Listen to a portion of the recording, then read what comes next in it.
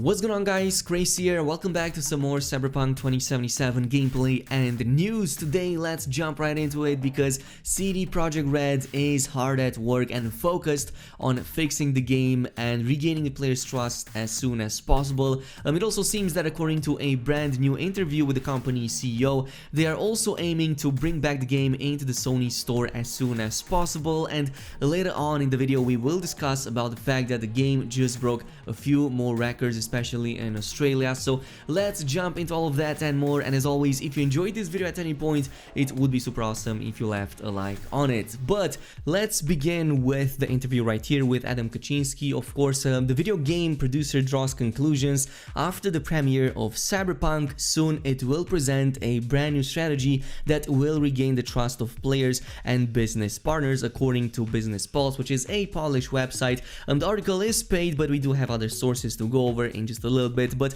in this article, there's a few really important questions being raised. What is the current focus of CD Projekt Red management right now? When will the company publish a brand new strategy? How is the company treating its US lawsuits? As well as a few more on top in there as well, which should give us a better idea of where we are situated, and hopefully they will come up with a full-on official standpoint on it as well. But according to an interview with the company CEO Adam Kaczynski, the long-term goal for us is regaining the trust of players and our business partners, and of quote. I'm also adding the fact that the group was aiming for the game to be back in the Sony store as soon as possible. Of course, CD Projekt Red right now, according to Adam Kaczynski, is still sticking with the plans to publish its strategy in the first quarter of 2021. So by the looks of it, it seems that this strategy is gonna get posted sometimes in March at the very last, since yeah, that's pretty much first quarter for you. But at the same time, I'm wondering if CD Projekt Red is also planning to do an update to their initial roadmap, because by then we should be already past update even 1.2, and maybe even a few more updates on top as well, maybe a few more hot fixes, since this is usually what happens. Which also begs the question, is CD Projekt Red going to update the roadmap with any potential story related DLCs or some brand new content? Because the initial one was pretty laxed, and it seems as if CD Projekt Red doesn't want to overpromise anything with that initial roadmap I was talking about. We shall see all of that by March, but in the meantime, CD Projekt Red has been discussing the direction for the coming years when talking about Cyberpunk 2077 and its update, taking into account the experience from the past few weeks. Adam Kaczynski was quoted as saying. So really interesting development right here. Now let's also jump over the subject of the lawsuit, since there's quite a few of these, including even from Poland, the company's main country, but even from the United States, several actually at the very least. So it seems that CD Projekt Red and the company's CEO have no plans to not defend against these lawsuits, and it seems that they will go up until the end. Kaczynski also said that CD Projekt Red would actively defend against any legal claims related to problems with the game and had appointed a law firm to represent the company. And then yeah, the company has said in statements that it is facing class action lawsuits in the United States, as we mentioned, but many of the issues with the game were reported on Sony's older PlayStation 4 and Microsoft Xbox One, which in theory should mean that also these lawsuits are in regards to how the game performs on the older hardware, and yeah, not really so much on the PC and the current hardware. Even commenting on the reasons for the shortcomings, Kaczynski said that adapting Cyberpunk 2077 to the older gen consoles was a bigger challenge than initially predicted, as we also know from previously. And also COVID didn't help with that. The pandemic resulted in most of the team working remotely, which is not making things easier either.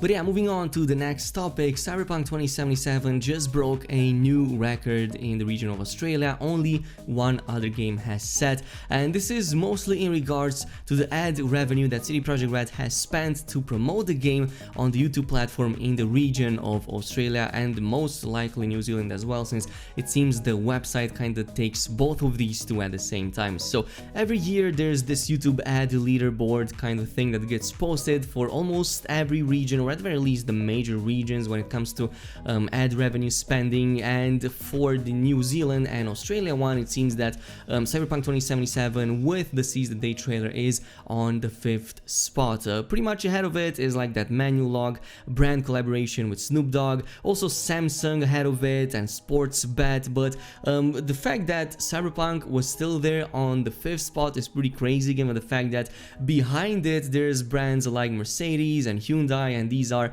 some really big car manufacturers, some really big brands that usually spend a ton of money on advertisement.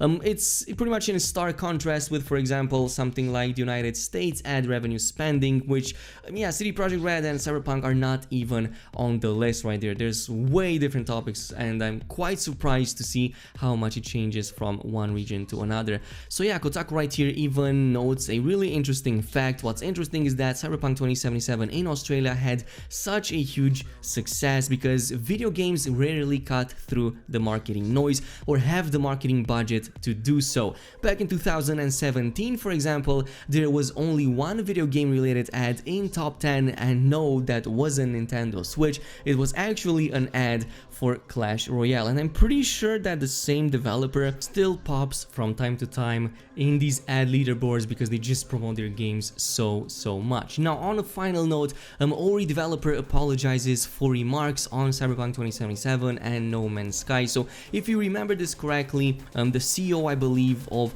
Ori, the studio behind the game Ori, pretty much came in a few days ago with a pretty candid kind of thread going pretty deep on developers like Hello Games and CD Projekt Red, and pretty much calling them outright, yeah, snake oil salesmen, because the fact that they hype up their games and then what they sell is vastly different from the vision that they initially create. But he then comes in and actually fully on apologizes about his initial comments, yeah, noting that he screwed up yesterday. So his initial intention, as he notes, was to just talk about the downsides of the current hype culture and how developers making false claims about their products hurts not only the consumers but also other developers as well, which is actually a pretty good point. That is true. If you look online, especially when it comes to these smaller but vocal communities like on Reddit, on Twitter, even on YouTube, you will see that there's very little trust in the gaming industry, and for good reason. There's so many repeat instances of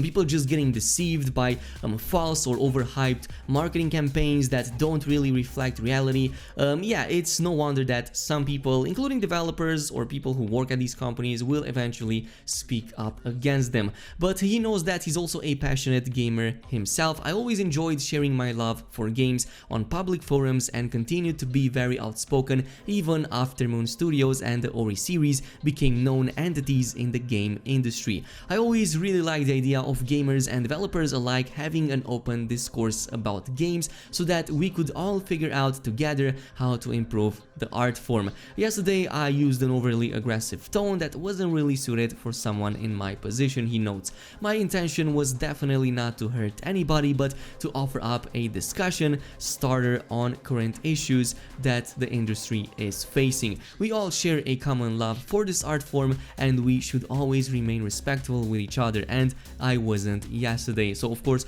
he then comes in and says he's really sorry about it, especially to those that he mentioned by name, from CD Projekt Red to Hello Games. I promise that I'll learn from this mistake and wish no hard feelings towards anybody. So yeah, I think that he would have gotten a way more positive response if he addressed that initial threat towards the management teams, towards the leads, the suits and the executives, instead of the developers, who are the people who put in the hard work and don't really have any say when it comes to overhyping a game, creating marketing campaigns for these games, or even creating unreasonable deadlines. These should have been addressed towards these people who are in charge and who do these kinds of things, you know, the real snake oil salesmen. But yeah, this is pretty much it with the news regarding Cyberpunk 2077. Of course, whenever there's something new, I'm going to keep you guys updated. So if you want to see more of this, don't forget to comment, like and subscribe, or don't do any of that. It is your choice, and I'll see you guys in the next one.